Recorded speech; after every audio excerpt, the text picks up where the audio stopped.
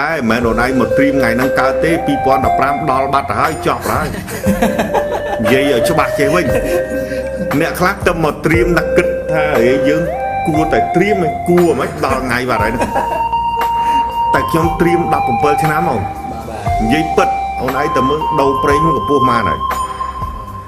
គ្រាន់តែខ្ញុំគិតថាតើយើងវិធីណាដើម្បីយើងកាត់បន្ថយការនាំចូលប្រេងដូងព្រោះយើងនាំចូល 100%អូន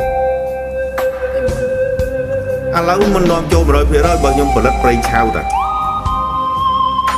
ខ្ញុំផលិតគ្រូដឲ្យអូនឯងខុសឃីងឲ្យរាល់ថ្ងៃគិតមើលទៅហើយមិននាំចូល 100% ហើយយើងរាល់ថ្ងៃបើគ្រាន់តែប្រេងដូង